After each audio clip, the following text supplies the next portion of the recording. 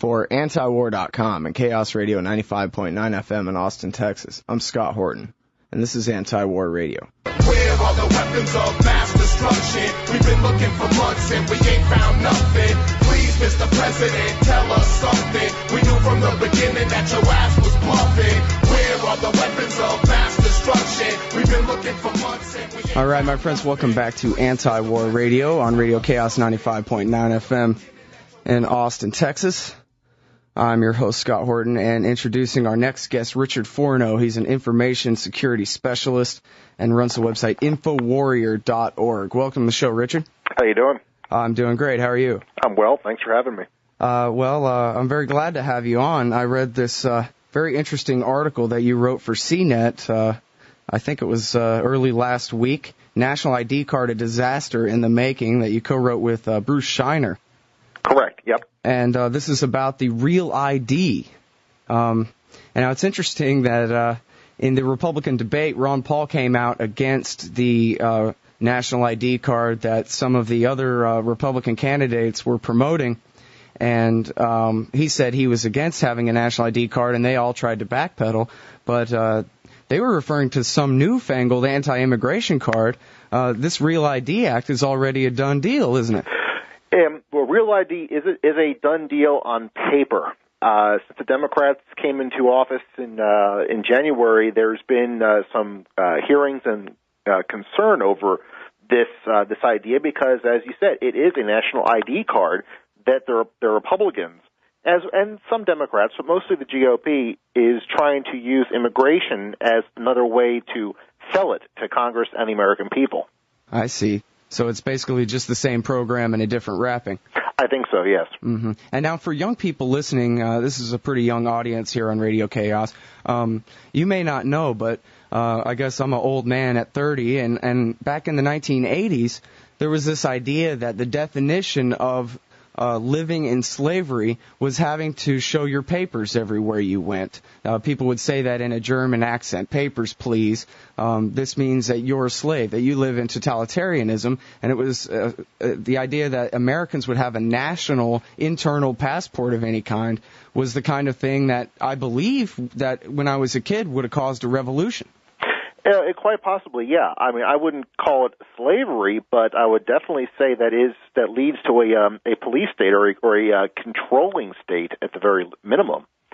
Yeah, I mean, definitely I guess not I'm an thinking, American concept. Yeah, I guess I'm kind of thinking of it in the childlike terms that I thought of it then was black and white footage of some Gestapo thugs saying, "Show me your papers before you get on the train." Well, and that's certainly a possibility. My concern, as I mentioned in the article, is that the way that the government has mandated Real ID be implemented creates a lot more problems than it cures. First off, they're not calling it a national ID card because they're letting the states design and develop and maintain their individual databases like they do now for driver's licenses. Some states have pushed back and said we refuse to issue Real ID because we value our citizens' privacy. Mm-hmm. Now, how many states is that have? I'm aware of, I think, 3 or 4 that have come out publicly and passed resolutions against Real ID, and I believe there's another dozen or maybe 2 dozen that have bills in their legislatures. Mm. But the states will come out and say we respect our citizens' privacy. Well, let's say you live in a state like Maine, who has said we're not going to issue Real ID. You have a state driver's license issued by the government of Maine. Now you go to try to enter a federal building in Washington, D.C., or a federal building in Maine, for that matter. You will not be able to enter the building because your ID does not conform to the Real ID standards, mm-hmm. which means you might have to undergo additional secondary screening like you do at airports. You might get looked at a little differently because you're different. Your ID is not officially sanctioned by the federal government. It creates a different class of citizen. So one that's more likely to be suspect, in my view.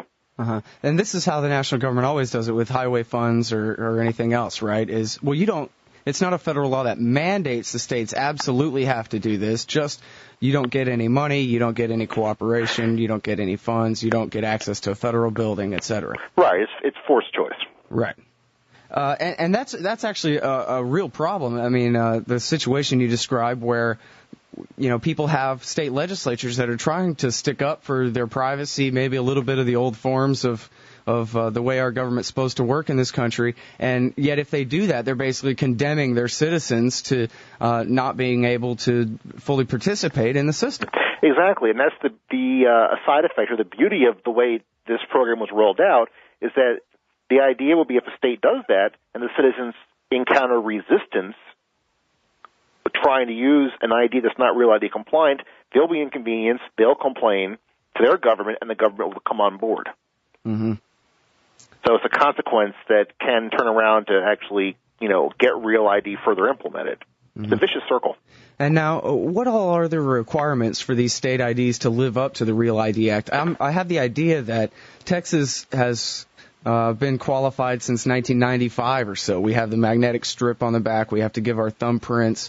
We have a digital picture taken and a digital signature, so it's all database ready. And it's been like this for 12 years now, I think, here. Well, a lot of states have similar type of requirements. I don't have a list of them, but Texas is one of several. My understanding, and again, the document, the DHS document espousing and describing how Real ID will be implemented, discusses these in a lot more detail. At a minimum, it's got to have machine-readable card strips, tamper-proof, forge-proof, biometrics of some sort, either a thumbprint, something that is more secure than they have at present. So, I mean, they're raising the bar on the actual ID as far as what goes into it.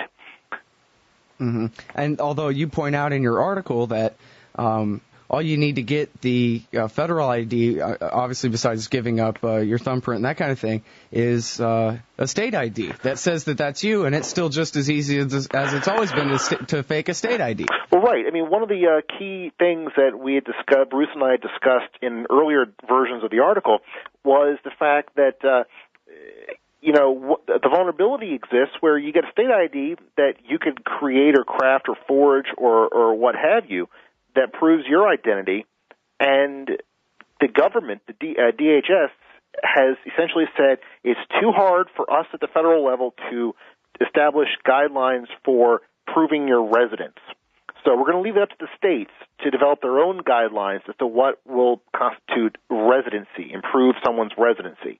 So, for example, in Texas, you might be able to provide a bank statement and a current utility bill, while in Virginia, it might be a birth certificate and school transcripts or something else. So there's no standard at that level, so what might work in one state may not work in another state. And so if you can get a fake ID on the state level, you can use that to get a fake national ID. Yeah. Just as simple as that. That's a possibility. Well, wonderful. That's going to protect my privacy, right? By just giving me one more number to have stolen from me? Yeah. What Real ID does, in my view, is, and a lot of folks' views, is a knee-jerk reaction to a vulnerability from September 11th. The end result, like many politically sponsored initiatives, is to create the appearance that we, the government, are doing something to fix the problem. Forget that it may cause additional problems or may not truly be as effective in doing what we say it's going to do. And Real ID is a perfect example of we must do something, this is something, therefore we must do it. Right, like that English sitcom. Yes, Prime Minister. I like you. That's actually one of my favorite shows. That's funny. Well, I've actually never seen it, but my boss, Eric Garris at antiwar.com, says that all the time. Something must be done. This is something. We must do it. I highly encourage you and your listeners to check out the box set. It's just as relevant today in the States as it was 20 years ago in the UK. Yeah, well, it sounds like a lot of fun, and it does sound like basically the thought process that goes into all these things, whether it's nationalizing the airport security or the Real ID Act or any of the rest of this stuff. Right. I mean, the big vulnerability that caused September 11th was the vulnerability of cockpit doors. If the cockpit doors had been reinforced and properly secured, even if you had fake IDs and whatever, and terrorists could board a plane, they couldn't commandeer the aircraft. Mm-hmm. And also, because of that one vulnerability, launched this entire cabinet department and all these other changes that may or may not provide any additional real security. Sure, and really, even if they had left the cockpit doors alone, now that Americans understood that a hijack meant a deliberate crash rather than a short trip to Cuba, you could have left the doors alone, and every American on any hijacked plane would have fought back just like the guys on Flight 93. Right. Exactly. What it really comes down to, and I've been roasted alive publicly when I say this, but we cannot live in a totally safe world or a totally safe society. How dare you say that? That's horrible. Exactly. I, as a security person, I understand the nature of risk, and I'm willing to accept a certain level of risk to offset convenience of living or traveling or doing something else. Unfortunately, that kind of runs contrary to what we see in Washington and the folks who just rattle off talking points. If you look at security and the risks facing this country from a holistic and objective perspective, you kind of scratch your head and go, well, wait a minute, where's this happy balance? And are we overcompensating for something? Yeah, and I don't even like that dichotomy at all, liberty on one side and security on the other. I don't think that's right, because it seems to me like the freer you are, the safer you are, because the person being made safe is the person responsible for providing that safety and has the most incentive to provide that safety. Indeed. And especially in a country like ours where we have always traditionally been a beacon of, visiting and friendship and a relatively open society with laws and regulations and rules, a lot of these changes, such as Real ID and, waiting in line 3 hours at the airport, run contrary to the American dream and the American way of life. Absolutely. And are we willing to sacrifice what makes America America in an effort to protect America? In which case, are we destroying ourselves to save ourselves? And that's a question that I really have not seen answered or debated too much publicly. Yeah, I mean, the question is, what was it that we had right in the first place that made this country worth preserving? And I would say, well, try to take an extreme example. Free speech in the sense of people being able to get on the Internet and figure out holes in the security at a nuclear power plant. In my mind, that's a wonderful thing, because that's the only way anybody's ever going to get security at a power plant right. If it's a secret, then they'll be able to get away with, more lax security. Right, and it's funny you mentioned security in power plants. One of the early provisions, security provisions after 9/11, was enacting executive orders and rules protecting companies from disclosing or having to acknowledge some problems that were reported or discovered in their plants that may not be security related.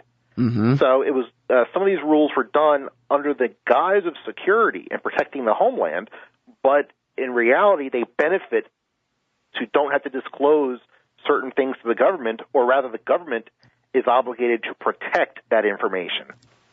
I want to get kind of back to the point I was making earlier about if this was 1982 or something, they tried to give us all a national ID card, people might have grabbed their rifles over something like this. Mm-hmm. And this is like Red Dawn or something. It is. It's a fundamental shift, I think, in the core of American culture. But looking back, I mean, I'm older than you. If you're 30 and feeling old, I'm 34 and I must be, antiquated. But my sense is that the American public has become much more passive, politically passive, socially passive, culturally passive. And as a result, there's not a lot of interest in, really what is the core fabric of this country. As long as I can live my life and don't bother me, hey, I'm happy. And I think that that's a problem. That's what allows these sort of rules and requirements and regulations to get pushed out or at least snuck in. Mm-hmm. And now let me try to play Cheney's advocate here a little bit if I can. In your most open-minded sense, is there a way, do you think, that the Real ID card actually could help prevent terrorism? Honestly, I don't think so. Because if somebody bad wants to do something, if somebody is hell-bent on doing something dangerous or evil or terrible, they're going to do it whether or not they have a Real ID card. So it's like back a few years ago when there was a big announcement that the airlines no longer would ask you the 4 questions when you checked in. Are these your bags? Are you holding anything for somebody? And people realized after 10 or 15 years of being forced to ask these questions, wait a minute, a bad guy who is going to kill somebody, he's not going to worry about lying to a ticket agent. No. So if I'm a terrorist and I want to blow up a power plant, whether or not I have a real ID is totally immaterial. I'm still going to do what I want to do. Huh. So all the real ID, the national ID card does is, really impede the normal law-abiding citizens of the country who now have to be inconvenienced. Mm-hmm. Now, do you think this may have something to do with why they did not debate the Real ID Act at all, but stuck it in a appropriations bill for the war in Iraq? Absolutely. Without a doubt. I mean, and that's an old Washington trick. If you have something controversial, you attach it to a must-pass piece of legislation. And this bill was passed, I forget when, but probably one of those late-at-night deals. We just do a voice vote and off you go. So there was no debate on it. No debate on a national ID card for the American people in the U.S. Congress. No, and that's why now in the past month, you've had a few town hall meetings. DHS has had their comment period where people could reply to their on this proposal. And, of course, now that you've got the opposition on Capitol Hill, there are hearings. Bruce was testifying up there the other day about Real ID. Mm-hmm. So, now that there's a balance of power in Washington, these sort of programs are getting a little more scrutiny as opposed to being just railroaded and passed without question. Now, are you seeing the Democrats in Congress inclined to do anything about this? I believe they are concerned, and they are starting to understand that this really isn't a good idea for any number of reasons. I don't know if they'll be willing to go off on a limb and put the total stop on the Real ID, because the Republicans could come back and say, well, see, look, they're soft on terrorism because they don't want to protect the homeland. So I'm not sure how they would actually respond to it. Mm-hmm. Yeah, well, you put it that way, I think they'll respond with their typical cowardice, which is, oh, please don't call me weak on terrorism. Especially going into the elections. Yeah, but politicians aside, this is an issue that's done quite a bit to unite disparate interests on the left and the right too, out here, in the country. Mm-hmm. Seen people like Bob Barr, former Congressman Bob Barr, working with the ACLU on this. Sure. It just goes to show you people can change. Yeah. Well, and what's interesting about that is I'm not so sure that Bob Barr has changed all that much. I think it's just that he stuck to his principles while the country went on without him. And he's saying, now, wait a minute, part of conservatism is conserving the Bill of Rights, isn't it? Don't want to just throw that out the window.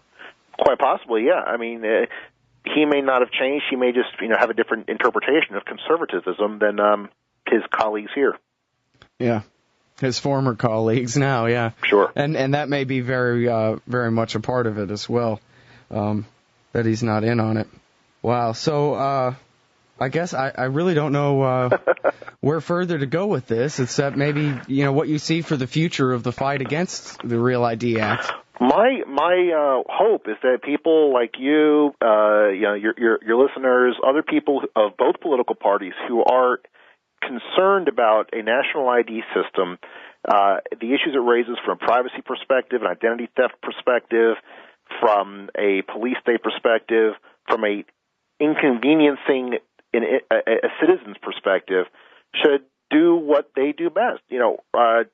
Debate it publicly, local community action groups, write your congressman, talk to the media, get the word out. Let's get this debate off the ground at a grassroots level so that something that was snuck into a must-pass bill in the dead of night doesn't fundamentally change the fabric of American society. Good call. And let me ask you one more thing.